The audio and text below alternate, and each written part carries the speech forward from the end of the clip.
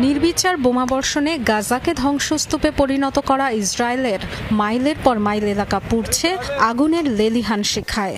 এক সপ্তাহ আগে দেশটির মধ্যাঞ্চলে ছড়িয়ে পড়া দাবানল আরও ভয়াবহ রূপ নিয়েছে। শুষ্ক উত্তপ্ত আবহাওয়ার পাশাপাশি বেড়েই চলেছে বাতাসের তীব্রতা, যা ঘন্টায় 90 থেকে 100 কিলোমিটার গতি পর্যন্ত উঠতে পারে বলে পূর্বাভাস দেওয়া হয়েছে। তাই ব্যাপকতা বাড়ছে দাবানলের। প্রবল দাপটে ছড়িয়ে পড়ছে বিস্তীর্ণ এলাকায়। 2891 একর পাহাড়ি এলাকা ছাড়খাড় করে এগিয়ে চলেছে জেরুজালেমের দিকে।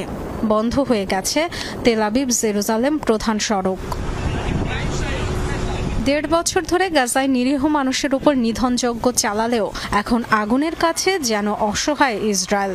1.5 শতাধিক টিম নিয়েও দাবানল নিয়ন্ত্রণে দিশেহারা পরিস্থিতিতে বিশ্বের অন্যতম সামরিক শক্তিধর দেশটি সহায়তা চেয়েছে আন্তর্জাতিক মহলের। প্রধানমন্ত্রী বেনিয়ামিন নেতানিয়াহু জানিয়েছেন 3টি ফায়ার ফাইটিং প্লেন পাঠাবে ইতালি ও ক্রোয়েশিয়া। সহায়তার অঙ্গীকার করেছে ইউক্রেনও। মেমোরিয়াল ডের নানা আয়োজন বাতিল করা হয়েছে দাবানলের কারণে। খালি